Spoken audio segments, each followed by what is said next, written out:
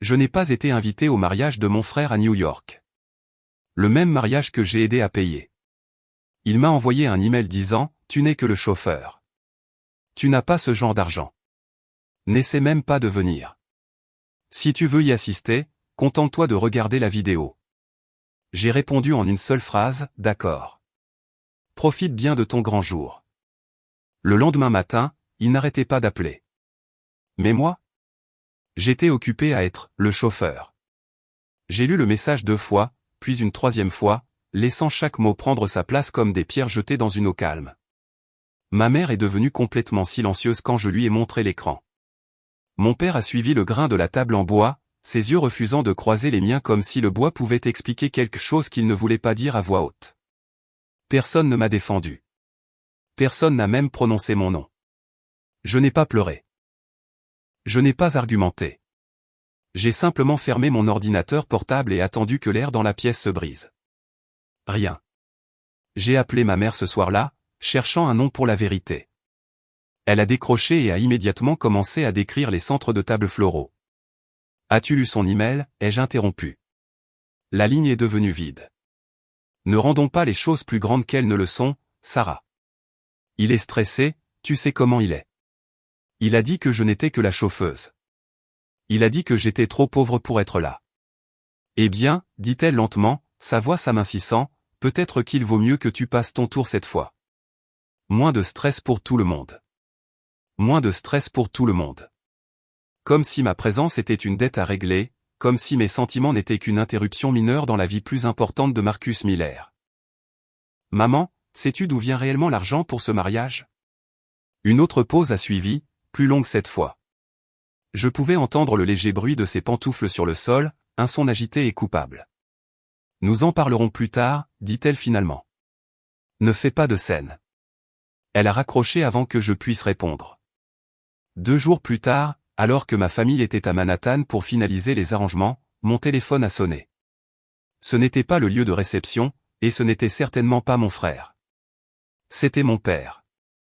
Sa voix, habituellement un pilier d'autorité, semblait tendue et cassante. Le virement final n'a pas été effectué, dit-il, omettant toute salutation. Le lieu de réception met la pression sur Marcus. Tu dois transférer les fonds sur le compte familial immédiatement. Pourquoi? Comment ça pourquoi? Nous ne pouvons pas le laisser avoir l'air embarrassé devant sa belle famille. Les Sterling sont très à cheval sur ces choses. J'ai regardé mon ordinateur portable, où l'email brillait encore comme une blessure qui refusait de se refermer. Papa, as-tu lu ce que Marcus m'a écrit? Je n'ai pas le temps pour ça. Occupe-toi juste du virement. Il m'a appelé juste la chauffeuse. Il a dit que j'étais trop pauvre pour assister à son mariage. Le mariage que je paie depuis le début. Un silence a suivi. Ce n'était pas le silence du choc, c'était le silence du calcul. Sarah, nous pourrons discuter de la dynamique familiale plus tard. Pour l'instant, j'ai besoin que tu... Est-ce que Marcus est au courant? Ai-je demandé doucement. Sait-il que chaque acompte, chaque paiement de fournisseur, chaque supplément qu'il a demandé, tout cela venait de mon compte? Mon père s'est raclé la gorge, un son sec et inconfortable. Il sait que c'est l'argent de la famille. Ce n'est pas l'argent de la famille. C'est mon argent. De mon entreprise. Celle que vous appelez ces trucs de livraison. Sarah. Est-ce qu'il sait, papa? Le silence s'est étiré si longtemps que j'ai cru que la communication avait été coupée. Il n'a pas besoin de connaître les détails, a finalement dit mon père. Ce qui compte, c'est que la famille se soutienne. J'ai failli rire. La famille se soutient. Sauf que le soutien n'a toujours coulé que dans une seule direction, hors de mes comptes et dans leurs illusions, pendant que je restais invisible. En grandissant, Marcus était l'investissement. Il a été envoyé dans des écoles prestigieuses pendant que je restais à la maison pour tenir le foyer. Quand il a déménagé à New York pour travailler dans la finance, nos parents parlaient de lui comme s'il avait déjà conquis le monde. Pendant ce temps, je suis resté dans notre ville natale, j'ai bâti une entreprise de logistique à partir de rien et je suis devenu un fantôme dans ma famille. La visibilité comptait plus que la contribution. Marcus rapportait des histoires de Manhattan, je rapportais des virements bancaires pour lesquels personne ne me remerciait, car j'envoyais toujours l'argent à mon père d'abord.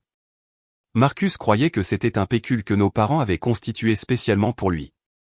Il n'avait aucune idée que chaque luxe de sa vie était financé par la sœur qu'il considérait comme un fardeau financier. Quand la planification du mariage a commencé, j'ai été exclu des conversations, mais incluse dans les factures.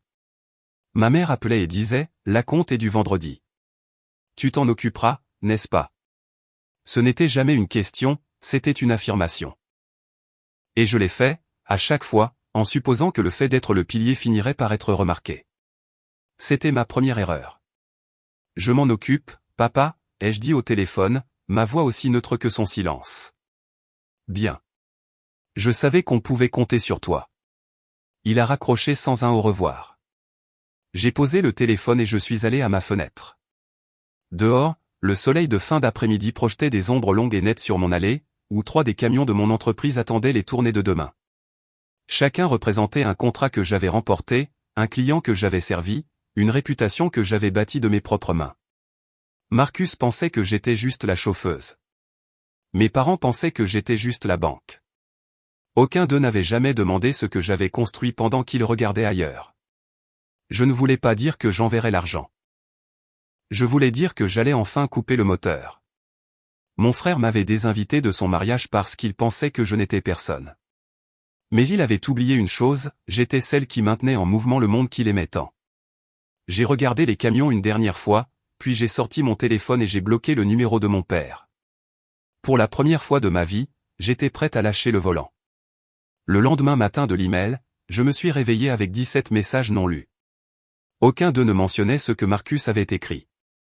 Il n'y avait pas d'excuses, seulement des rappels et des exigences. Le message de ma mère était en haut de la liste, envoyé à 6 heures précises, « N'oublie pas d'envoyer le virement à ton père aujourd'hui. Le traiteur a besoin d'une confirmation avant midi. C'est le grand jour, ma chérie. Ne sois pas en retard. » J'ai fixé ces mots jusqu'à ce que mes yeux me brûlent. J'avais été désinvité du mariage moins de 24 heures auparavant, et voilà qu'elle s'attendait toujours à ce que je finance l'événement même auquel j'étais jugé trop pauvre pour assister. Je suis allé directement à mon bureau à domicile et j'ai ouvert le tableur principal. Chaque fournisseur, chaque acompte et chaque frais caché était classé avec la précision froide d'un expert comptable judiciaire. Tout était financé par les revenus de mon entreprise, puis acheminé via le compte de mon père pour maintenir l'illusion de leur richesse. Pendant des années, j'avais observé l'érosion systématique de ma propre vie dans des colonnes bien nettes. Il y a des années, mon père a demandé un petit prêt pour aider Marcus avec son loyer à Manhattan. Ce prêt est devenu une allocation mensuelle. L'allocation est devenue l'épargne familiale. Marcus a grandi en croyant que nos parents étaient des millionnaires secrets, tandis que j'étais juste la fille qui était restée pour conduire des camionnettes. À 9 heures, je me suis rendu à mon entrepôt. L'air vibrait au rythme des machines lourdes et des bips lointains des camions reculant vers les quais de chargement. Mon entreprise employait 23 personnes et gérait 3 contrats régionaux majeurs. Mes parents appelaient ça, ces trucs de livraison. Ils n'ont jamais posé de questions sur les revenus. Savoir aurait signifié admettre que la vie de l'enfant prodige était subventionnée par la sœur qu'il méprisait. Mon téléphone a sonné à 10h30. C'était maman. « Tu as envoyé le virement ?» demanda-t-elle, omettant toute salutation. « Je suis en train de regarder le portail », dis-je. « Bien. Ton père doit le valider avant midi. Il faut que ce soit parfait pour Marcus. » J'ai serré le bord de mon bureau. « Maman, as-tu vraiment lu son email ? Il a dit que j'étais trop pauvre pour y assister. Il m'a appelé juste la chauffeuse. » Un long silence a suivi, puis un soupir sec et impatient. « Ne rendons pas ça plus grand que ça ne l'est. Il est stressé. Il se marie dans une famille très en vue. Il pense toujours que c'est votre argent, dis-je, ma voix baissant. Vous l'avez laissé croire pendant 10 ans que je ne contribuais pas d'un centime. Nous réglerons les détails plus tard. » Son ton s'est durci en un ordre. « Envoie simplement le virement. Ton frère compte sur nous. Compte sur nous. Pas sur moi. » Elle ne pouvait toujours pas prononcer les mots.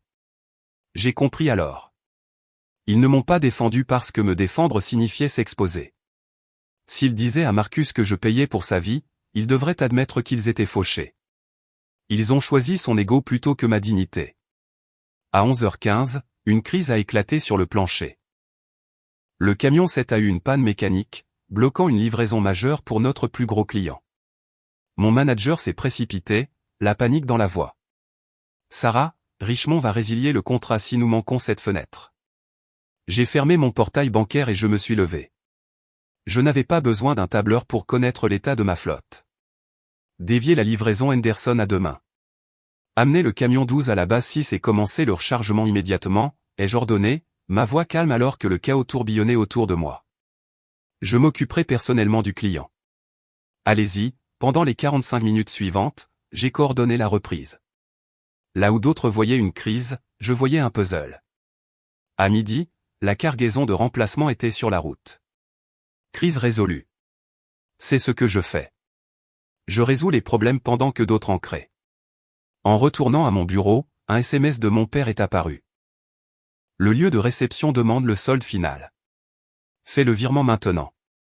Ne rends pas les choses difficiles. Nous attendons.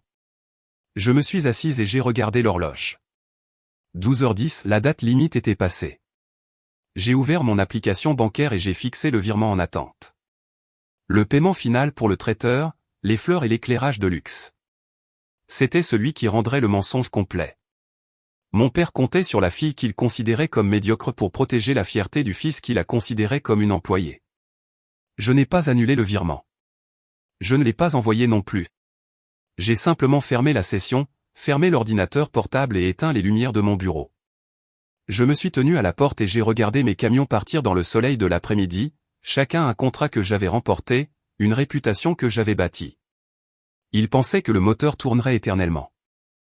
Je suis allé à ma voiture, je suis rentré chez moi, et quand mon téléphone a commencé à sonner, je l'ai posé face contre table sur le comptoir de la cuisine.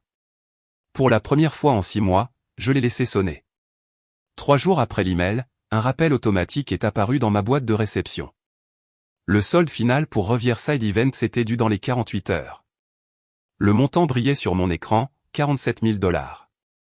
10 minutes plus tard, le SMS de ma mère est arrivé, réglé comme une horloge. Assure-toi que le virement passe aujourd'hui. Marcus dit que la coordinatrice du lieu est très ferme. Pas de pépin. Aucune mention de l'email, aucune excuse, juste une autre instruction. Je n'ai pas répondu. Au lieu de cela, j'ai fait quelque chose que je n'avais jamais fait depuis le début de ce cirque de mariage il y a 6 mois. J'ai ouvert mon logiciel de comptabilité et j'ai généré un rapport complet de l'historique des paiements. Les chiffres racontaient une histoire d'exploitation systématique. D'abord, l'essentiel, l'acompte du lieu, les versements pour le traiteur et le surclassement de la suite nuptiale. Puis est venu ce que j'appelais la liste de la vanité, là où la logique s'arrêtait et où le droit acquis commençait. Il y avait des ajustements d'éclairage parce que Marcus estimait que le forfait standard était trop provincial pour ses associés de New York. Il y avait des orchidées rares parce que la mère de la mariée les préférait aux listes que j'avais déjà financées.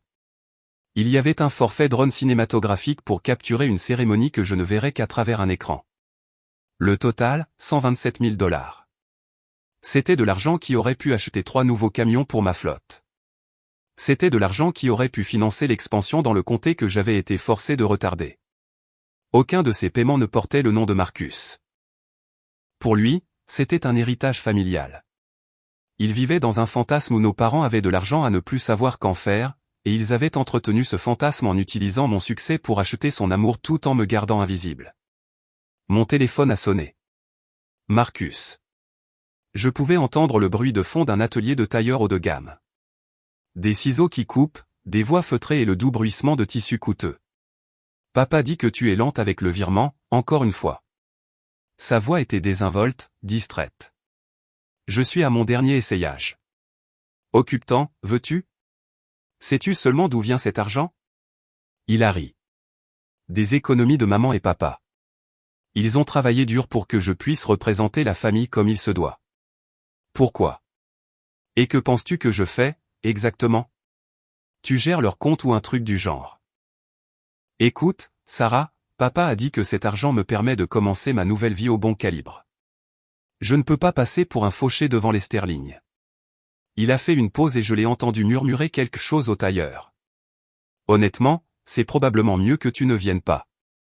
Si tu te pointais dans tes vêtements de travail en parlant des prix du carburant, ça mettrait tout le monde dans l'embarras. Je mettrais tout le monde dans l'embarras. Ne sois pas dramatique.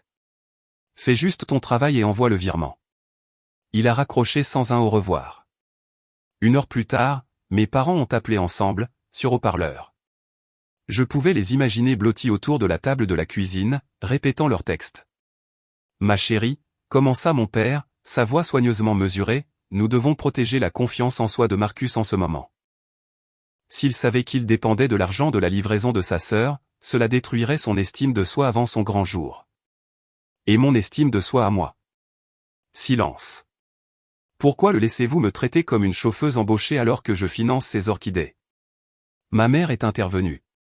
Ce n'est que de l'argent, Sarah. Ne sois pas mesquine à ce sujet. La famille est plus importante que les dollars. Alors pourquoi ma famille ne me protège-t-elle pas? Nous te le revaudrons après le mariage, a dit mon père rapidement. Pour l'instant, nous avons juste besoin que tu. Que je quoi? Continue à prétendre que je ne suis rien pour que Marcus puisse continuer à prétendre qu'il est quelqu'un. Sarah, la voix de ma mère est devenue froide. Envoie le virement. J'ai regardé mon écran, où le portail de paiement attendait. Un clic, et le mensonge continuerait. J'ai navigué vers les options administratives de la banque. J'ai sélectionné le virement en attente, puis j'ai cliqué sur « Mise en attente pour audit interne ». Une notification est apparue, transaction suspendue pour vérification de 48 heures. Le son n'était qu'un simple carillon numérique, mais il a résonné comme un coup de feu dans le silence de mon bureau. Pour mon père, cela ressemblerait à un problème bancaire. Pour le lieu de réception, qui attendait des fonds propres avant la fin de la journée, cela ressemblerait à un signal d'alarme.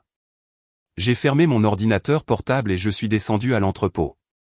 J'ai aidé mon équipe à charger la dernière livraison de la journée, vérifiant les manifestes, revérifiant les poids des cargaisons, et faisant le travail qui payait réellement pour tout ce que ma famille tenait pour acquis. Mon téléphone a vibré dans ma poche. Puis encore. Puis encore. Je n'ai pas regardé. Ce soir-là, je me suis assise sur mon porche avec un verre de vin et j'ai regardé le soleil se coucher. Mon téléphone avait 17 appels manqués et 23 messages non lus. Il voulait un mariage construit sur des mensonges. Il voulait que je sois la chauffeuse attendant dans la voiture pendant qu'il profitait de la fête. J'avais officiellement coupé le moteur. Ils étaient sur le point de découvrir jusqu'où ils pouvaient aller avec un réservoir vide. Le premier appel venait d'un numéro inconnu de New York. J'ai écouté le message vocal en me tenant à la fenêtre de mon bureau. Une femme nommée Dim Thorne de Riverside Events parlait, sa voix professionnellement neutre. Je fais suite au solde impayé pour la réception Miller. Nous aurons besoin d'une confirmation avant la fin de la journée ouvrable pour maintenir la réservation. Il n'y avait aucune accusation, c'était juste un rappel factuel qu'un engrenage dans une machine avait cessé de tourner. 20 minutes plus tard, l'organisatrice du mariage a envoyé un email. Elle n'avait pas reçu de confirmation de paiement final. Elle demandait s'il y avait eu un changement d'interlocuteur, notant que les transactions précédentes avaient toujours été fluides.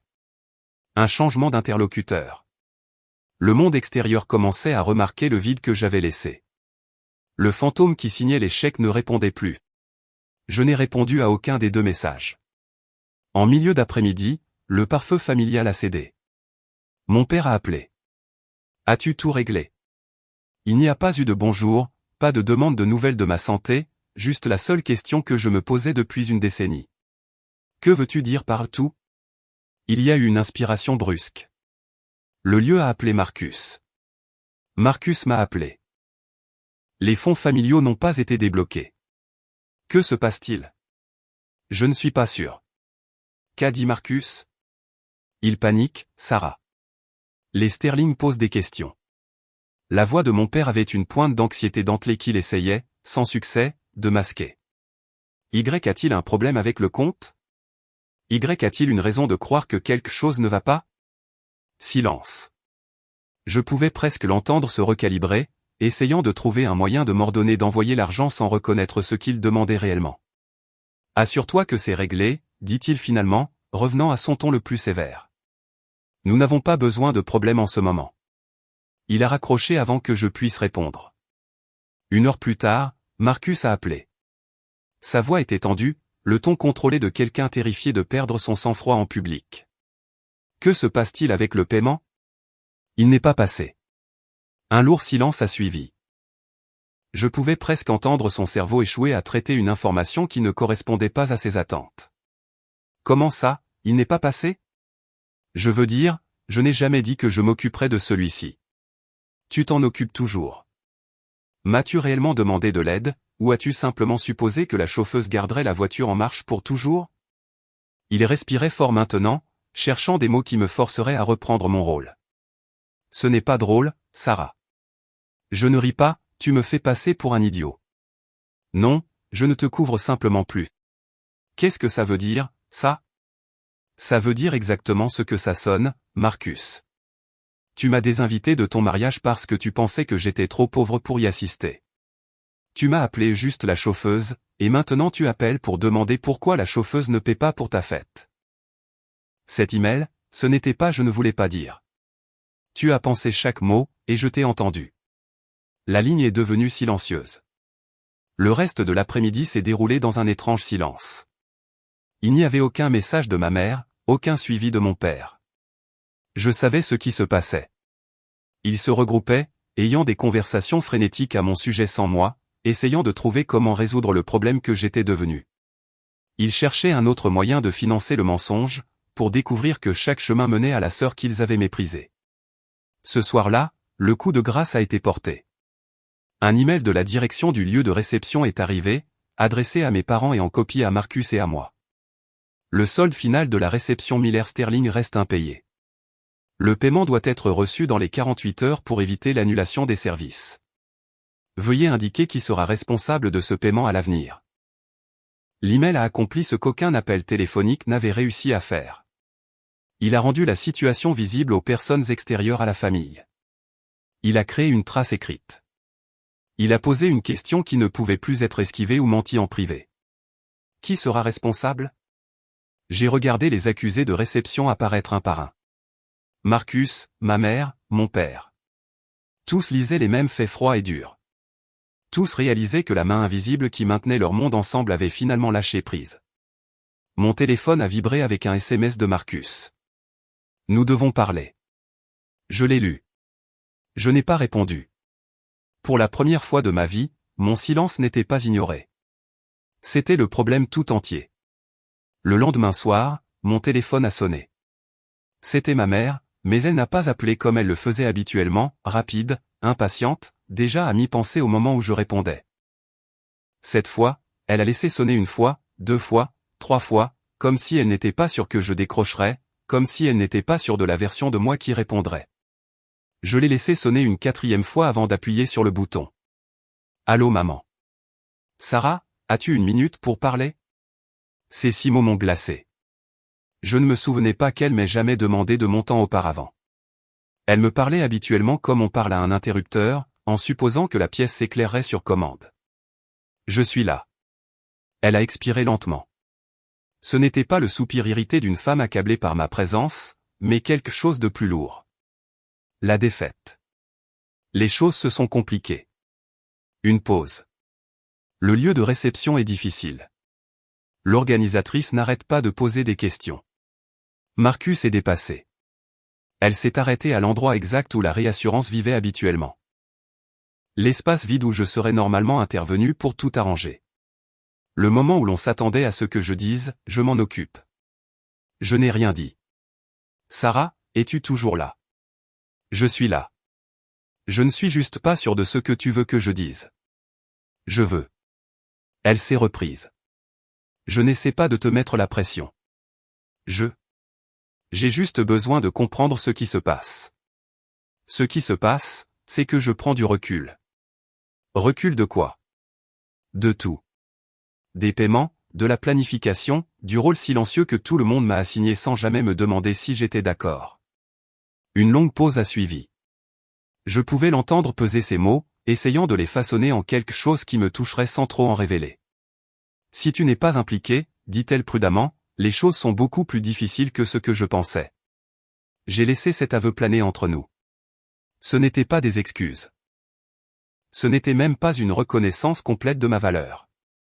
Mais c'était la chose la plus proche qu'elle ait jamais dite pour admettre que j'avais de l'importance. La difficulté n'est pas de ma faute, maman. Je ne te blâme pas, mais tu ne dis pas non plus que ce n'est pas de ma faute. Silence. Elle marchait sur cette corde raide familière, essayant de maintenir le mariage intact sans rendre personne responsable des ficelles invisibles qui le maintenaient en place. Nous parlerons plus tard, dit-elle finalement. Pense-y, elle a raccroché avant que je puisse répondre. Plus tard dans la nuit, Marcus a appelé.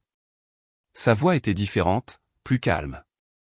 La confiance arrogante qui recouvrait habituellement chaque phrase avait disparu, comme s'il l'avait posée quelque part à Manhattan et ne pouvait plus la retrouver. On peut parler ? Nous sommes en train de parler. Je veux dire, vraiment parler. De ce qui se passe. J'ai attendu qu'il trouve le courage de le dire. J'ai besoin de ton aide, dit-il finalement. Juste cette fois. Tu m'as désinvité de ton mariage, Marcus. Sarah. Tu m'as appelé juste la chauffeuse. Tu as dit que je n'avais pas le genre d'argent pour être en ta présence. Et maintenant, tu demandes mon aide. Le silence qui a suivi était épais de l'effort de ne pas admettre ses mensonges à voix haute. Je ne le pensais pas comme ça, marmonna-t-il. Alors, que voulais-tu dire ? Rien. Qu'est-ce que tu voulais dire exactement quand tu m'as dit de regarder la vidéo de la maison parce que j'étais trop pauvre pour y assister ? J'étais stressé. Je ne réfléchissais pas clairement. Tu réfléchissais assez clairement pour écrire un email. Tu réfléchissais assez clairement pour appuyer sur envoyer. Écoute, j'ai juste besoin. Il s'est arrêté, se recalibrant. Le lieu a besoin du paiement.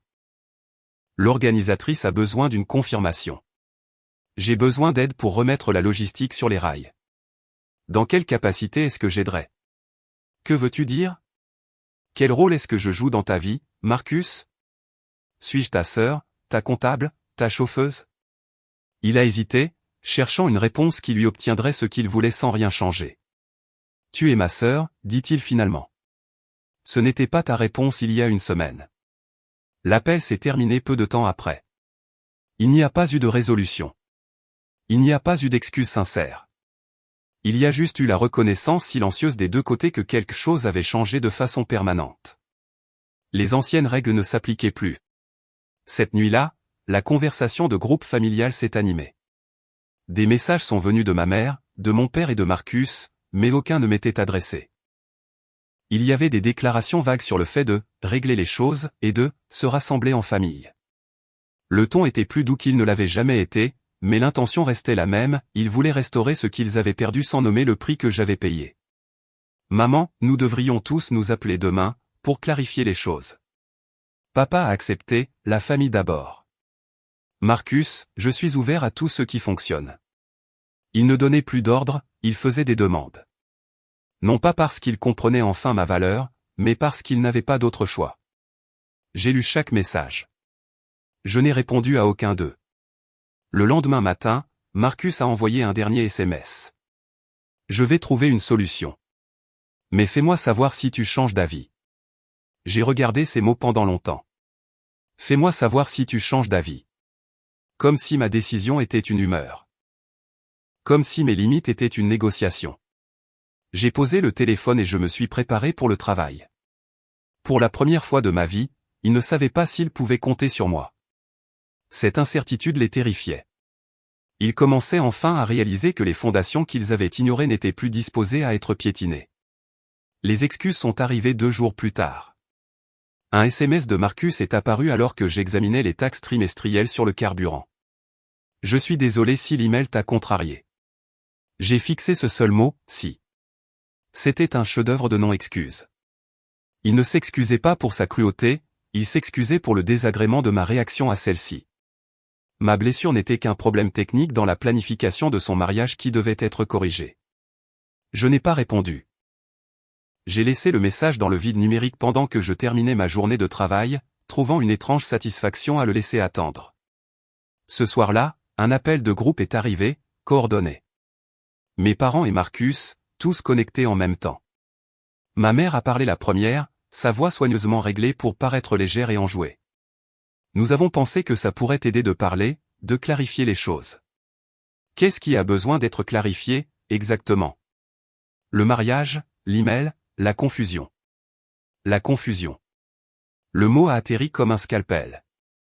C'était un choix de vocabulaire brillant, conçu pour dépouiller la réalité, comme si les mots que Marcus avait écrits étaient en quelque sorte ambigus. Il n'y a rien de confus là-dedans, maman. Il m'a désinvité parce qu'il a décidé que ma présence était un handicap. Son email n'était pas stressé, c'était un choix délibéré. Mon père est intervenu, utilisant ce baryton lourd qu'il employait toujours pour régler les différends en faveur de Marcus. Il était sous une pression immense. Les gens disent des choses qu'ils ne pensent pas vraiment quand ils sont stressés. Est-ce qu'il ne le pensait pas non plus quand il m'a demandé de continuer à payer pour la réception? Le stress ne s'applique-t-il qu'à sa gentillesse, ou s'applique-t-il aussi à sa cupidité? Un silence a suivi. Il était stratégique, pas gênant. Je pouvais presque les entendre se recalibrer. Marcus a rompu le premier, paraissant plus irrité que réprimandé. Je me suis déjà excusé. Tu t'es excusé pour ma réaction, pas pour tes actions. Ce n'est pas la même chose. Que veux-tu que je dise? La vérité. Je veux que tu admettes que tu voulais mon argent, mais pas ma présence.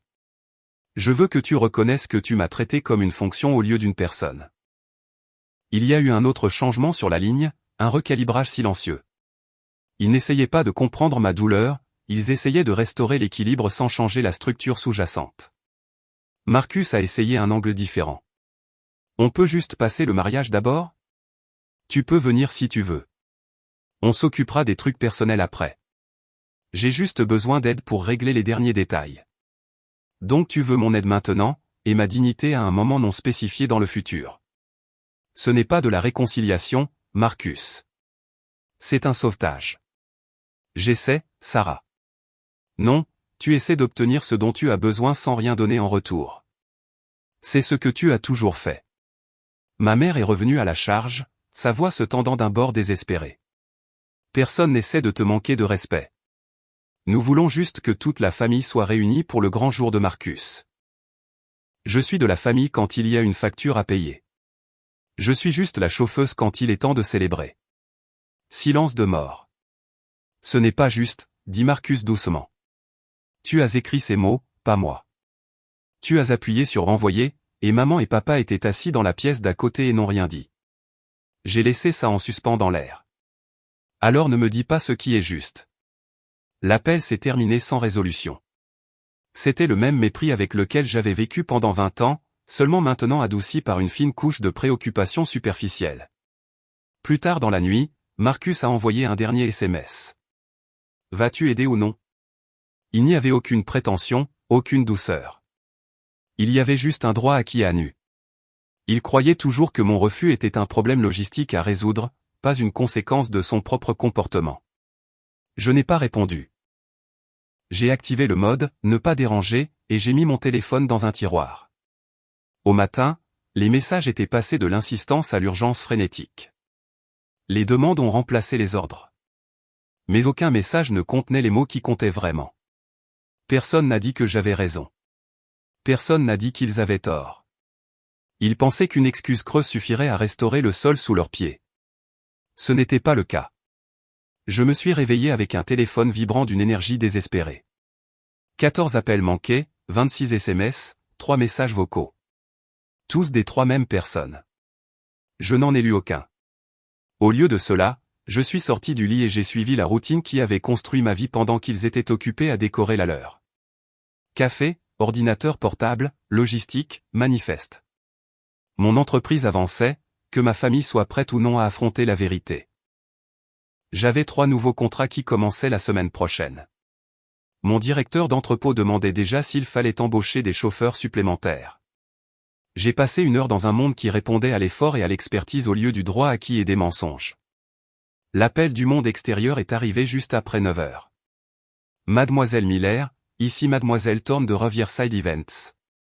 Sa voix était calme et professionnelle, possédant ce tranchant new-yorkais inimitable et vif. Je vous appelle pour confirmer certains détails concernant la réception Miller Sterling. Nous examinons nos dossiers et devons clarifier certains rôles. Je vous écoute. Vous avez été notre principal point de contact pour le traitement des paiements pendant plusieurs mois, mais nous avons reçu un message plutôt frénétique de votre frère ce matin, indiquant qu'il pourrait y avoir des changements dans la structure de facturation. Une pause. Avant de continuer, nous devons confirmer, êtes-vous la décisionnaire pour cet événement? La voilà. La question que personne n'avait été forcé de poser jusqu'à ce que j'arrête d'absorber l'impact. Pendant un bref instant, j'ai vu l'alternative. Je pourrais arranger les choses. Je pourrais le présenter comme un problème bancaire. Je pourrais autoriser le virement et rendre le monde silencieux à nouveau. Puis j'ai pensé à l'email. Le mot « chauffeuse ». À la rapidité avec laquelle j'effacerais ma propre existence si je réglais ça pour eux maintenant. Je suis contente que vous ayez appelé, dis-je. Je dois clarifier quelque chose. Je ne suis pas la décisionnaire. J'ai seulement aidé avec les virements précédents par courtoisie personnelle envers mes parents. Je ne suis pas responsable de la planification ou des finances à l'avenir. Une pause contrôlée a suivi. Je vois. Nos dossiers montrent que tous les acomptes et les paiements aux fournisseurs provenaient de vos comptes. Nous avions supposé que vous étiez la principale garante. Je comprends pourquoi vous penseriez ça. Mais je n'ai aucune obligation contractuelle envers le lieu. Mon frère et mes parents sont les organisateurs. Ce sont les contacts appropriés pour les questions financières. Compris. Sa voix est restée neutre, mais j'ai entendu le changement, le recalibrage qui se produisait à l'autre bout. Nous ferons un suivi directement avec votre frère. Je dois mentionner que sans confirmation de paiement avant la fin de la journée ouvrable, nous devrons procéder conformément aux termes du contrat, ce qui inclut l'annulation des services. Je comprends tout à fait. Y a-t-il autre chose que vous aimeriez que nous notions dans le dossier? Juste que je ne suis plus impliqué. Merci d'avoir appelé. Quand j'ai raccroché, mes mains tremblaient. Pas de peur, de libération. C'était comme si une décennie de résolution de problèmes par réflexe venait de glisser de mes épaules. Je n'avais attaqué personne, je n'avais pas fait d'accusation. J'avais simplement cessé d'intervenir. La réaction a été immédiate. Marcus a appelé 4 fois de suite. Puis un barrage de SMS est arrivé. Puis d'autres appels. J'ai répondu à la 5e tentative. Qu'est-ce que tu leur as dit, bon sang? Sa voix était tendue et à peine contrôlée. La vérité. Tu leur as dit que tu n'étais pas responsable? Ils m'ont appelé, Sarah. Juste devant Amanda et sa mère. Ils m'ont demandé si j'étais prêt à prendre en charge le paiement immédiatement. As-tu la moindre idée de ce que ça donnait? As-tu la moindre idée de ce que ça donne que tu aies planifié un mariage que tu ne pouvais pas te permettre et que tu t'attendais à ce que je garde ton insolvabilité invisible? Je ne suis pas insolvable. Alors paie-le toi-même. Un silence lourd et furieux a suivi. Tu m'humilies. Non, je ne me porte simplement plus volontaire pour être ton filet de sécurité. C'est la même chose. Pas vraiment, Marcus. Tu as construit une vie que tu ne peux pas soutenir. Tu as dit à tout le monde, y compris à la famille de ta fiancée, que tu avais réussi et que tu étais indépendant. Et maintenant, quelqu'un te demande de le prouver. Ce n'est pas de ma faute. C'est la réalité qui te rattrape. C'est de la vengeance. C'est à cause de cet email stupide. C'est à cause de 20 ans où j'ai payé pour une vie que tu t'es convaincu d'avoir méritée. L'email a juste rendu clair que tu ne me verrais jamais comme autre chose que le personnel. Il a raccroché. La tonalité a résonné dans mon bureau. Ma mère a appelé ensuite. Sarah, sa voix était douce et chancelante. Il n'y avait rien de la gaieté performative habituelle. Il doit y avoir une erreur. S'il te plaît, dis-moi que tu as envoyé le virement sur le compte de ton père. Il n'y a pas d'erreur, maman. J'ai dit au lieu de réception que Marcus est la partie responsable. Mais il n'a pas ce genre d'argent disponible. Alors le mariage coûte plus cher qu'il ne peut se le permettre. Comment peux-tu dire ça? C'est ton frère. Le même frère qui m'a désinvité parce qu'il pensait que j'étais trop pauvre pour y assister. Silence. Puis, doucement, il ne le pensait pas comme ça. Tu continues de dire ça, mais personne n'explique jamais ce qu'il voulait dire. Parce qu'il n'y a aucune version de cet email qui ne soit pas exactement ce qu'elle semble être. Elle a commencé à pleurer, les larmes douces et manipulatrices que j'avais entendues 100 fois auparavant. Tu détruis cette famille. Non, maman. Je ne la tiens juste plus ensemble. Il y a une différence. J'ai raccroché avant qu'elle puisse répondre. Mon père n'a pas appelé. Il a envoyé un seul SMS. J'attendais mieux de toi. Règle ça. J'ai regardé le message, puis par la fenêtre, où mes camions chargeaient comme prévu. Dans mon monde, le travail continuait parce que la responsabilité existait. Je n'ai pas répondu. À midi, la mise en attente administrative a expiré. Je n'ai pas annulé le virement. Je ne l'ai pas non plus validé. J'ai simplement laissé le système suivre son cours. Ce soir-là, un email formel est arrivé, en copie à toutes les personnes impliquées. Riverside Events a mis à jour les dossiers de facturation pour la réception Miller Sterling. Marcus Miller est maintenant désigné comme l'unique partie responsable. La facture ci-jointe nécessite une confirmation dans les 24 heures. Les cosignataires ont été informés. Les cosignataires incluaient désormais la famille Sterling. J'ai sauvegardé l'email et j'ai fermé mon ordinateur portable. Je n'avais pas crié. Je n'avais pas essayé de m'expliquer à des gens qui avaient passé 20 ans à refuser d'écouter. J'avais simplement cessé de gérer un mensonge qui profitait à tout le monde sauf à moi. Cette nuit-là, je me suis assise sur mon porche alors que le soleil se couchait. Mon téléphone a vibré quelque part à l'intérieur de la maison, mais le son semblait distant, sans importance. Pour la première fois de ma vie, je n'attendais pas les conséquences. Je les avais déjà acceptées. Je n'étais plus la chauffeuse. J'étais sorti de la voiture. Ce qui arrivait aux passagers n'était plus mon problème à absorber. Quelques jours après le fiasco du lieu de réception, un message est apparu en dehors du chaos du groupe familial. Privé, juste de ma mère. On peut parler? Juste nous deux. Je m'inquiète pour toi. J'ai fixé l'écran pendant longtemps. Même après tout, après les années à être ignoré, après l'email, après l'humiliation, il y avait toujours une petite partie tenace de moi qui désirait une mère qui me choisirait. J'ai accepté l'appel. Sa voix était plus douce que je ne l'avais entendue depuis des semaines. Fini le ton sec et exigeant de la coordinatrice de mariage.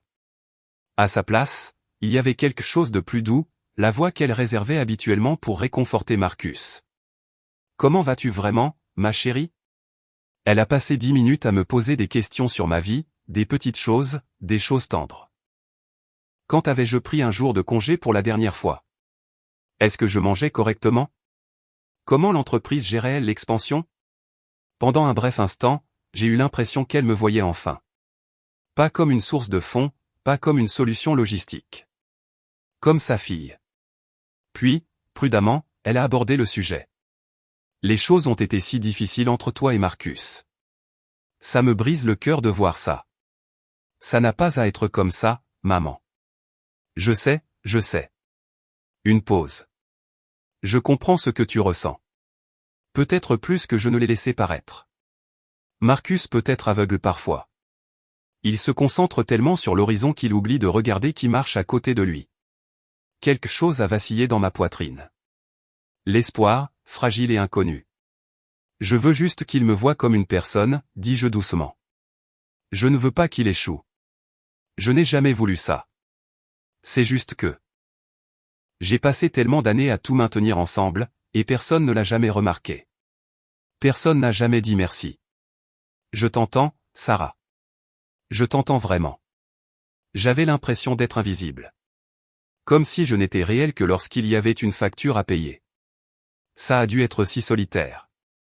J'ai senti ma gorge se serrer. Ça l'était.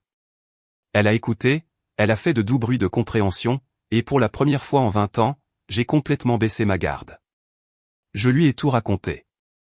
Les années à me sentir effacé, l'épuisement d'être les fondations que personne ne reconnaissait, la douleur de les regarder célébrer Marcus pendant que j'étais assise, invisible, au bout de la table. Je lui parlerai, a-t-elle promis. Je l'aiderai à comprendre. Il doit savoir à quel point il t'a blessé. Je me suis couché ce soir-là en ressentant quelque chose que je n'avais pas ressenti depuis des années, d'être comprise. Le lendemain après-midi, mon téléphone a sonné. Marcus. J'ai répondu, m'attendant à un frère humble, à un rameau d'olivier, peut-être même à des excuses. Au lieu de cela, sa voix m'a frappé comme de l'eau glacée. Maman m'a dit que tu te sentais utilisé. Je me suis figé. Elle a dit que tu tenais une sorte de décompte mental de tout ce que tu as fait pour la famille. Que tu nous le jettes à la figure parce que tu es stressé par ton entreprise. Il a ri, un son froid et méprisant. Es-tu sérieusement aussi mesquine? La trahison a atterri comme une lame entre mes côtes. Ce n'est pas ce que j'ai dit. Elle m'a dit que tu es fragile en ce moment. Que je devrais être patient avec toi parce que tu n'es pas toi-même. Son ton est devenu condescendant. Écoute, si tu as besoin d'une plaque ou d'un trophée pour te sentir apprécié, je t'en achèterai un après le mariage. Mais peux-tu s'il te plaît arrêter le drame pour que je puisse passer cette semaine? Je ne pouvais pas parler. Ma mère n'était pas allée le voir pour me défendre. Elle était allée lui faire un rapport sur mon état émotionnel, reformulant ma douleur légitime comme une dépression. Elle avait utilisé ma vérité pour qu'il se sente comme la personne supérieure, tolérant sa sœur difficile. Je ne suis pas stressé, Marcus. Et j'ai pensé chaque mot que j'ai dit. Bien sûr que si. Il a raccroché. Je suis resté assise dans le silence de mon bureau pendant longtemps. Je ne me sentais pas comme une victime. Je me sentais comme une idiote. J'avais remis les clés de mon cœur à la personne qui avait passé 20 ans à m'ignorer, et j'étais surprise quand elle les avait remises à la personne qui avait passé 20 ans à me marcher dessus. Ma mère ne m'avait pas trahi par méchanceté. Elle m'avait trahi par commodité. Pour elle, ma douleur n'était qu'une variable à gérer, un problème à neutraliser pour que le mariage puisse se poursuivre. Ce soir-là, la conversation de groupe familial s'est animée. Papa, nous nous occuperons de la logistique restante. Sarah a besoin de temps pour décompresser. Marcus a accepté, nous n'avons pas besoin de plus d'interruptions. Maman, concentrons-nous simplement sur le mariage. Elle finira par revenir à la raison. Ils parlaient de moi à la troisième personne, comme si j'étais un fantôme, un problème qu'ils avaient réussi à gérer en se convainquant que j'étais simplement malade. J'ai regardé le bouton pour quitter le groupe. Dans le passé, l'idée m'aurait terrifié. Une rupture finale de la seule connexion que j'avais. Mais alors que je l'ai regardé effacer ma personne en temps réel, j'ai réalisé que je ne quittais pas une famille. Je quittais une cage. J'ai appuyé sur le bouton. En quelques minutes, les messages privés ont commencé. Maman, pourquoi es-tu partie? Nous étions en train de régler les choses. Papa, c'est immature. Sarah, reviens dans la conversation. Marcus, toujours à faire du cinéma. Je n'ai répondu à aucun d'eux. Partir n'était pas un appel à l'attention. C'était de l'autopréservation. La seule façon d'arrêter d'être trahi était d'arrêter d'être disponible pour la trahison. J'ai posé mon téléphone sur le comptoir et je suis sorti sur mon Porsche. La soirée était calme, silencieuse. Pour la première fois de ma vie, le silence ne me semblait pas être quelque chose que j'étais obligé de combler. C'était la liberté. Les jours qui ont suivi ont été étrangement calmes. Pas de barrage de messages, pas d'appels téléphoniques désespérés. Juste un silence épais et inconnu qui s'étendait sur la distance entre moi et ma famille. Je suis retourné au travail avec une intensité renouvelée. 3 nouveaux contrats, 2 entretiens de chauffeur, une réunion avec le conseil de planification du comté pour l'expansion de nos itinéraires. Je me suis rappelé à chaque heure que ma vie existait bien au-delà des limites étroites de leurs attentes. Puis un matin, un email est apparu qui a tout changé. Ce n'était pas de ma famille. C'était de Julia Thorne, l'organisatrice du mariage. Mademoiselle Miller, je voulais vous contacter directement car il semble y avoir une certaine confusion concernant la coordination des paiements pour l'événement à venir. Nos dossiers indiquent que vous avez géré les virements, mais les communications récentes avec votre frère et votre père suggèrent un manque de clarté sur les rôles. Avant de continuer, ou avant que le lieu ne prenne d'autres mesures, j'aimerais comprendre votre implication réelle dans ce processus. Seriez-vous disponible pour un bref appel? C'était une question directe, honnête, sans supposition. C'était plus de respect que je n'en avais reçu de ma propre famille en 20 ans. Je l'ai appelé cet après-midi-là. Mademoiselle Thorne, merci de m'avoir contacté. J'apprécie que vous me le demandiez directement au lieu de faire des suppositions. Bien sûr. Nous préférons une clarté totale dans nos opérations. Sa voix était professionnelle, mais chaleureuse. Je dois être honnête, quand les paiements ont cessé d'arriver, nous l'avons remarqué immédiatement. L'efficacité des mois précédents avait été remarquable. Tout à temps, chaque détail confirmé. Et puis, soudain, plus rien.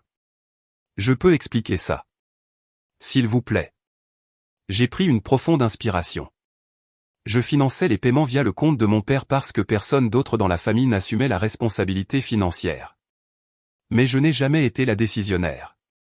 Je n'ai jamais fait partie de la planification formelle. J'étais juste. J'ai fait une pause, cherchant les mots justes. Point le fournisseur logistique silencieux en arrière-plan. Il y a eu une longue pause à l'autre bout. Ce n'est pas l'impression que nous avions, dit Julia prudemment. D'après les schémas de communication et la précision des paiements, nous pensions que vous supervisiez toute l'opération. Les fournisseurs pensaient tous la même chose. Je comprends pourquoi vous penseriez ça. Mademoiselle Miller, puis-je être franche avec vous? S'il vous plaît. Quand votre implication a cessé, la différence a été immédiate et évidente. Les délais ont commencé à glisser, les communications sont devenues confuses. Votre frère semblait sincèrement ignorant des détails de base qui avaient été gérés sans faille pendant des mois. Elle a fait une pause. La personne qui gérait ça avant, et je comprends maintenant que c'était vous, était exceptionnelle dans ce domaine. J'ai senti quelque chose bouger dans ma poitrine. C'était une chaleur à laquelle je ne m'attendais pas, merci de le dire. Je ne fais que constater ce que j'ai observé. Le contraste l'a rendu très clair. Une autre pause. Je suis désolé si je dépasse les bornes, mais il semble que votre contribution n'a pas été exactement reconnue. J'ai failli rire. Non, en effet. Eh bien, pour ce que ça vaut, nous l'avons remarqué. Et je voulais que vous le sachiez. Plus tard dans la journée, un email de suivi a été envoyé. J'étais en copie. Cher Monsieur Miller et Monsieur Miller Senior, ce message confirme le changement d'interlocuteur pour la réception Miller-Sterling. Veuillez vérifier qui s'occupera de la logistique et des autorisations financières à l'avenir, car la coordinatrice principale s'est retirée. 6 juin la facture mise à jour nécessitant une confirmation dans les 24 heures. Veuillez noter que tous les paiements précédents ont été traités via des comptes associés à Mademoiselle Sarah Miller. Les paiements futurs devront être arrangés par la partie responsable appropriée. C'était bref, factuel, dévastateur. Cela rendait visible ce que ma famille avait tant essayé de garder caché. Ils avaient compté sur moi depuis le début, et maintenant tout le monde le savait. Marcus a appelé dans l'heure. Pourquoi l'organisatrice pense-t-elle que tu gérais tout? Sa voix était aiguë et sur la défensive. La confusion d'un homme qui ne comprenait toujours pas d'où venait l'argent. Parce que c'était le cas. Quoi? Elle pense que je gérais tout parce que c'est exactement ce qui s'est passé, Marcus. Chaque paiement, chaque confirmation, chaque coordination avec les fournisseurs, c'était moi. Un silence sec a suivi. Tu n'avais pas à lui dire ça. Je n'avais pas à mentir pour toi non plus. C'est. Tu me fais passer pour. Je ne te fais passer pour rien du tout. Je ne te couvre simplement plus. Il y a une différence. Les Sterling vont voir cet email. La mère d'Amanda va le voir. Bien. Bien? Comment ça, bien? Parce que maintenant, ils sauront la vérité. Et tu devras trouver comment gérer ça tout seul. Il a raccroché sans un mot de plus. Cette nuit-là, je me suis assise sur mon porche alors que le soleil se couchait. Les mots de Julia résonnaient dans mon esprit. Le contraste l'a rendu très clair. Nous avons remarqué. Pendant des semaines, je m'étais sentie invisible, méprisée, réduite à une fonction par les personnes qui étaient censées m'aimer le plus. Mais voici une étrangère, une professionnelle sans aucun enjeu dans notre drame familial, qui avait vu ma contribution clairement. Elle n'avait pas besoin de m'appeler. Elle n'avait pas eu besoin de reconnaître ce que j'avais fait. Mais elle l'a fait. Elle m'avait donné quelque chose que ma famille était incapable de fournir, la reconnaissance. J'ai réalisé alors que je n'avais pas besoin qu'ils me comprennent. J'avais juste besoin qu'ils arrêtent de parler pour moi. Pour la première fois, quelqu'un m'avait posé une question directement, et la vérité avait été dite sans être filtrée par les attentes de personnes qui ne me voyaient que comme un outil. Mon téléphone a vibré. Un SMS est venu de ma mère. L'organisatrice a appelé Marcus. Pourquoi as-tu dû impliquer des étrangers dans les affaires de la famille? Je l'ai lu une fois, puis j'ai posé le téléphone face contre table sur la balustrade. Les affaires de la famille. Comme si ce n'était pas moi qui les gérais depuis le début. Le coucher de soleil était magnifique ce soir-là, un orange profond se fondant dans le violet. Je l'ai regardé jusqu'à ce que la dernière lumière disparaisse, ressentant quelque chose que je n'avais pas ressenti depuis très longtemps. La paix. À la fin de la semaine, l'atmosphère était passée d'un différend familial privé à une crise publique. Le lieu de réception avait mis à jour ses dossiers. Julia Thorne, l'organisatrice du mariage, avait confirmé un nouvel interlocuteur, qui ne m'incluait pas. ma famille se démenait pour gérer une situation à laquelle elle ne s'était jamais préparée, simplement parce qu'elle avait passé des années à supposer que je serais toujours là pour absorber l'impact de leurs échecs. Je n'étais plus là. Et le vide que j'ai laissé derrière moi engloutissait rapidement leurs mensonges soigneusement construits.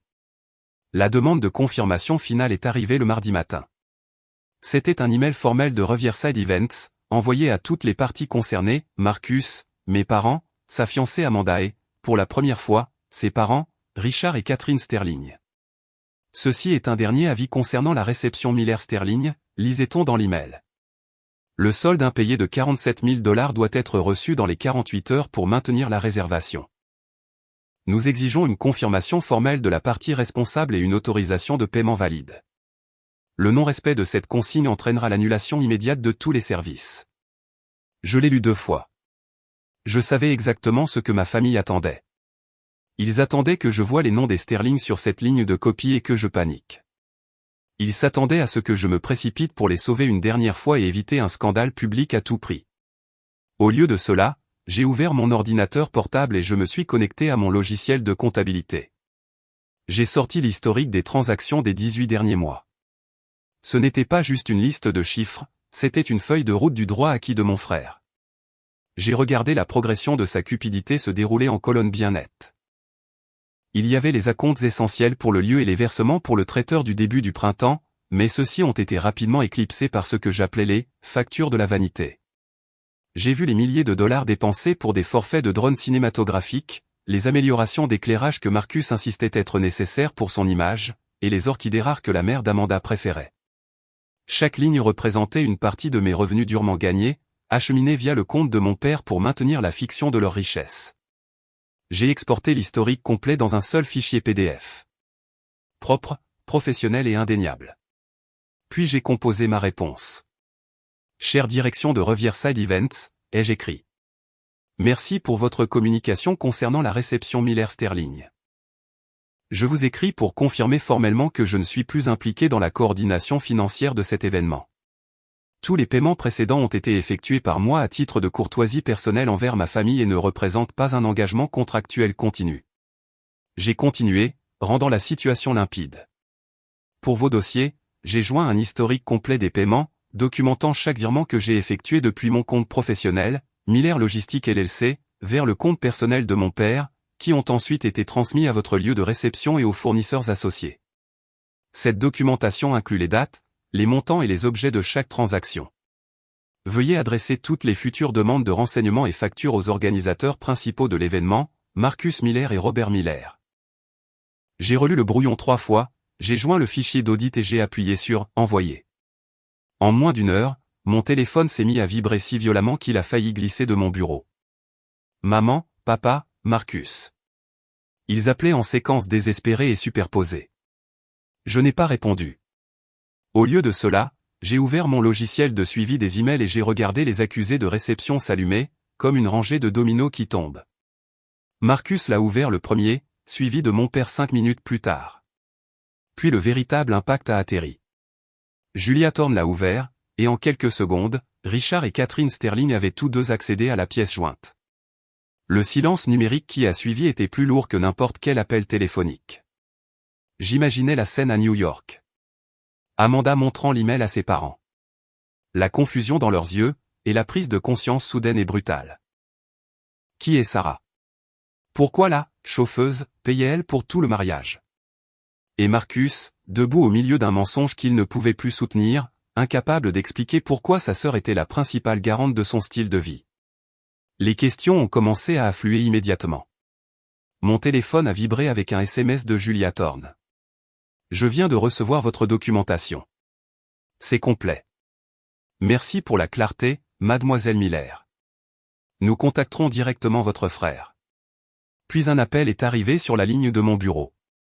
J'ai répondu sans vérifier l'identification. C'était ma mère. Sa voix était à peine un murmure, craquelé d'horreur et de honte. « Que as-tu fait » a-t-elle demandé. J'ai clarifié mon rôle, maman. Tu as embarrassé Marcus devant les Sterling. Devant les parents d'Amanda. Comprends-tu ce que tu as fait à cette famille? J'ai arrêté de cacher sa dépendance envers moi, ai-je répondu, ma voix stable. C'est tout. J'ai cessé d'être la banque invisible pour une vie qu'il prétendait avoir construite lui-même. Ce document. Tout le monde l'a vu. Tout le monde sait maintenant. C'est quoi, maman? Que j'ai tout payé? Que j'ai construit le mariage auquel il m'a dit que j'étais trop pauvre pour assister? J'ai serré le téléphone plus fort. La vérité n'est embarrassante que lorsqu'elle révèle un mensonge que vous ne vouliez pas que quiconque voie. Un silence a suivi. Puis elle a parlé à nouveau, sa voix tremblante. Catherine Sterling a appelé Amanda. Elle pose des questions auxquelles Marcus ne peut pas répondre. Richard exige de voir les relevés bancaires. Alors peut-être que Marcus devrait commencer à dire la vérité. Pour la première fois de sa vie. Elle a raccroché sans un mot de plus. Plus tard dans la nuit, Marcus a envoyé un SMS. Pas d'appel, juste 6 mots. Tu n'avais pas à faire ça. J'ai fixé l'écran pendant longtemps. Puis j'ai répondu, ma première réponse à lui depuis des jours. Tu as raison. Je n'avais à faire rien de tout ça.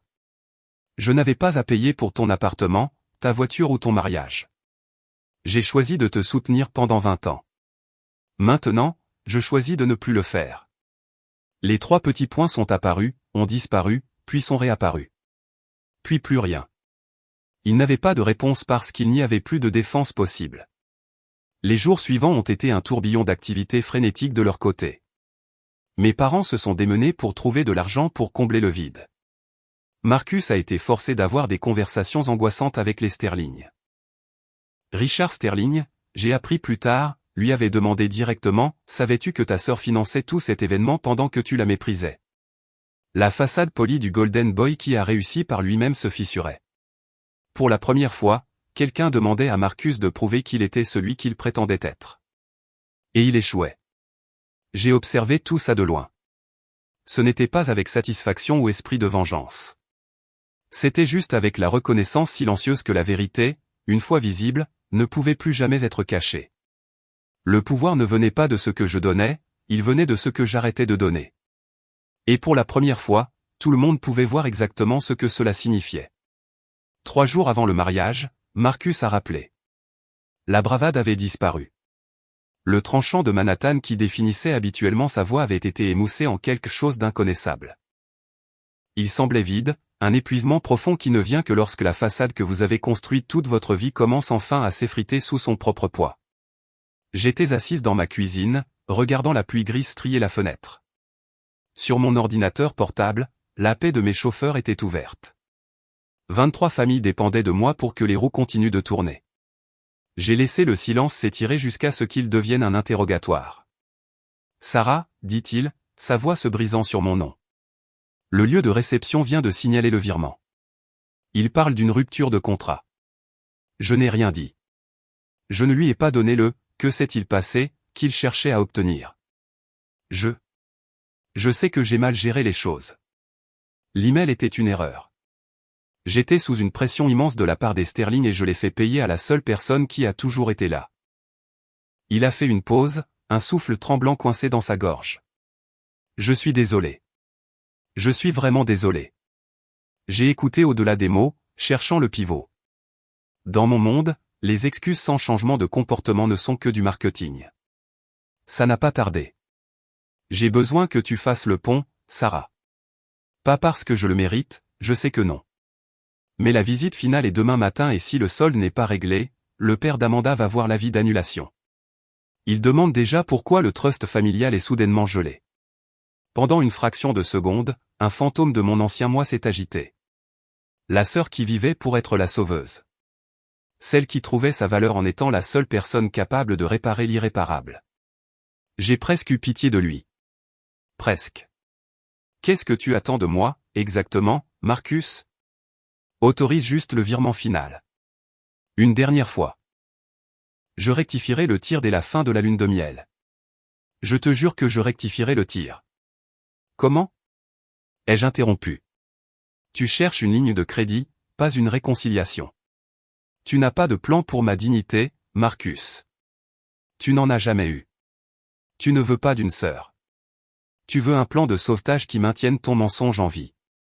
Ce n'est pas tu veux éteindre le feu et je suis la seule à tenir l'eau. C'est la seule raison pour laquelle tu appelles. Sa voix est tombée à un murmure, dépouillée de tout artifice. S'il te plaît, Sarah. Juste cette fois. Mon avenir est en jeu, ce n'est jamais juste une fois. C'est chaque facture, chaque crise, chaque moment où tu as besoin de quelqu'un pour porter le poids pendant que tu en tires le crédit. Je suis les fondations depuis 20 ans et tu ne m'as jamais demandé si j'étais d'accord avec la pression. Tu n'as remarqué le sol que lorsqu'il a commencé à céder sous tes pieds. Je ne réalisais pas à quel point tu en faisais, marmonna-t-il. Parce que tu n'as jamais regardé. Tu ne voulais pas voir le coût tant que le service était gratuit. La ligne a cliqué. 2 autres respirations ont rejoint l'appel. L'inhalation anxieuse et superficielle de ma mère et le baryton lourd et autoritaire de mon père. Ils étaient blottis ensemble dans une suite d'hôtels luxueuses de New York, réalisant enfin que la personne qui rendait leur monde facile s'était éloignée. Sarah, a plaidé ma mère, s'il te plaît, pour le bien de la famille. Les Sterling arrivent pour le dîner dans 3 heures. Quelle famille, maman? Celle qui m'a désinvité parce que j'étais une source d'embarras? Ou celle qui a décidé que ma valeur était nulle jusqu'à ce que le chèque soit refusé? Sarah, la voix de mon père a coupé, sèche et transactionnelle. Dis tes conditions. Qu'est-ce qu'il faudra pour que ça s'arrête? Il n'offrait pas d'empathie. Il calculait le coût de ma conformité, essayant d'acheter mon silence comme il avait tout acheté d'autre. Avec mon argent. Je veux que la vérité soit reconnue, dis-je. À voix haute, devant les gens dont vous avez si peur. Qu'est-ce que ça veut dire? Ça veut dire que je veux que Marcus dise à Amanda et à ses parents exactement qui a financé sa vie. Je veux que les invités sachent pourquoi je ne suis pas à cette table. Je veux que le mensonge cesse. Si c'est moi qui paie pour la scène, j'en ai fini d'être caché derrière le rideau. Le silence qui a suivi était absolu. Je pouvais presque entendre le trafic de New York à travers leurs fenêtres, un monde qui avançait pendant que le leur était à l'arrêt sur une ligne téléphonique morte. Je ne peux pas faire ça, a murmuré Marcus. Ça détruirait tout ce que j'ai construit avec eux. Ils me regarderaient comme un imposteur. Alors tu as construit une maison sur du sable, Marcus. Ce n'est pas mon problème à résoudre. Sarah, tu es déraisonnable, a crié ma mère. On peut s'asseoir et parler des rôles après le mariage. Ne fais pas ça maintenant. Nous sommes une famille depuis 32 ans, maman. Quand est-ce que cette laprève était censée commencer? Mon père a essayé une dernière fois, sa voix se durcissant. Es-tu vraiment prête à brûler l'avenir de ton frère pour ta fierté? Ce n'est pas de la fierté, papa. C'est une limite. Et oui, je suis prête à le laisser faire face aux conséquences de ses propres choix. J'en ai fini d'être le filet de sécurité pour une famille qui ne veut même pas admettre que j'existe. Il n'y avait plus rien à essayer, plus de levier à actionner. J'avais dépassé le rôle qu'il m'avait assigné, et il n'avait aucune idée de comment gérer une version de moi qui ne cédait pas. Je vais raccrocher maintenant, dis-je doucement. J'espère que le mariage se passera bien. J'espère que vous trouverez un moyen d'expliquer le problème aux Sterling. Et j'espère qu'un jour vous comprendrez que vous n'avez pas perdu une chauffeuse. Vous avez perdu la seule personne qui vous soutenait vraiment. Sarah, attends. J'ai mis fin à l'appel. La pluie avait cessé. La cuisine était silencieuse, à l'exception du bourdonnement du réfrigérateur. Je suis resté assise là pendant longtemps, ressentant la sensation étrangement légère d'un poids enfin déposé. Il voulait la pitié, mais il ne voulait pas m'accorder ma réalité. Il voulait que je sois la plus intelligente, pour qu'ils puissent continuer à être les plus petits. J'ai finalement compris que le pouvoir n'était pas la vengeance. C'était la simple et tranquille capacité de dire non, et le courage de le penser. La pitié qui exige l'enterrement de la vérité n'est pas de la pitié. C'est juste plus de silence. Et j'en avais enfin fini d'être silencieuse. Le mariage a eu lieu, et je n'y étais pas. J'ai été témoin des conséquences à travers le prisme froid des réseaux sociaux, des publications fragmentées et des chuchotements de parents éloignés. La grande salle de bal du Riverside avait été troquée contre un lieu exigu où l'élégance promise par Marcus ressemblait à une mince couche de peinture sur un mur en ruine. C'était un événement tenu par la tension visible d'un homme dont la façade s'était finalement brisée. Marcus a réussi à sauver la journée, mais le prix a été la reddition totale. Pour éviter une annulation publique, il avait été contraint de supplier la famille Sterling de lui accorder un prêt. Ils ont fourni les fonds pour préserver la réputation de leur fille, mais l'argent est arrivé avec de lourdes chaînes permanentes. 2 semaines plus tard, un cousin m'a envoyé une capture d'écran d'une mise à jour privée. Marcus déménageait. Le loft de Manhattan avait disparu, remplacé par un appartement de 2 chambres sans charme dans un quartier loin du prestige qu'il convoitait. Le génie de la finance qui se moquait autrefois de mon entreprise de logistique était maintenant tenu de soumettre un rapport financier mensuel à Richard Sterling. Je l'imaginais assis à une petite table de cuisine, prouvant sa valeur centime par centime à un beau-père qui le regardait avec une déception non dissimulée. Il avait échangé mon soutien invisible contre une vie sous microscope. Il n'était plus l'enfant prodige. Il était un passif géré. Dans les mois qui ont suivi, les ondulations de mon absence se sont transformées en une marée permanente. J'ai remarqué l'étrange espace vide sur les photos de famille et l'hésitation silencieuse des parents qui ne connaissaient plus mon nom. Je n'ai pas offert d'explication. Je n'en avais pas besoin. La vérité a une façon unique d'émerger à travers les fissures d'un foyer brisé. 6 mois plus tard, mon téléphone a vibré avec un appel que je n'attendais pas. C'était mon père. Sa voix, autrefois un pilier d'autorité, semblait maintenant mince et cassante. « Sarah, dit-il, les mots se brisant. Ta mère et moi. Les choses ont été difficiles avec Marcus qui a besoin d'aide pour rester à flot. Nous avons puisé dans notre propre retraite plus que nous ne le pensions. J'ai attendu. Le silence de mon côté, un mur solide et inamovible. Nous nous demandions, a-t-il continué, si tu pouvais nous accorder un prêt à court terme. Juste $20 000 pour faire le pont. Nous sommes une famille, Sarah. Nous devrions pouvoir compter les uns sur les autres. La famille compte les uns sur les autres, papa, dis-je, ma voix égale. Mais je ne suis que la chauffeuse, tu te souviens? Je n'ai pas ce genre d'argent. Tu devrais probablement demander à Marcus. C'est lui qui est dans la finance. Sarah, s'il te plaît, ne sois pas comme ça. Je suis exactement celle que vous m'avez dit que j'étais, ai-je répondu. Je n'ai pas attendu son excuse. J'ai mis fin à l'appel et j'ai bloqué son numéro. Puis celui de ma mère. Ce n'était pas un acte de vengeance. C'était la fermeture finale d'une porte. Cet après-midi-là, je me tenais dans la cour de mon nouveau siège social. Mon entreprise de logistique n'avait pas seulement grandi, elle avait explosé. Sans le drainage parasitaire de mes finances, j'avais trouvé un réservoir d'énergie que je ne savais pas posséder. Je venais de signer un contrat avec un détaillant national, doublant ma flotte du jour au lendemain. Le soleil se couchait, projetant de longues ombres dorées sur l'asphalte frais.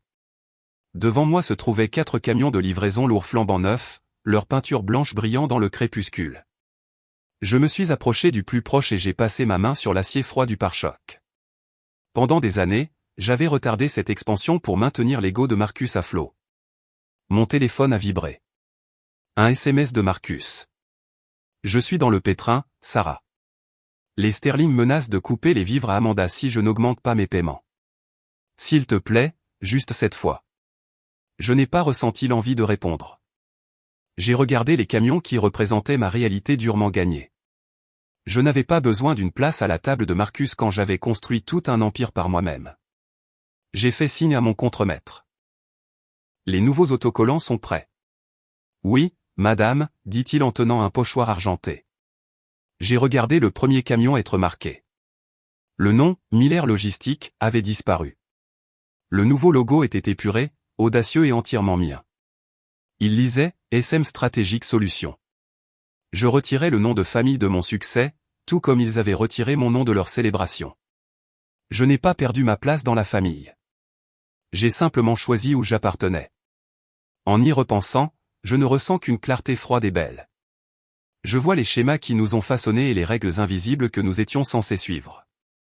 Je vois à quel point il était facile de devenir les fondations et à quel point il était difficile pour quiconque de le remarquer jusqu'à ce que la structure commence à pencher.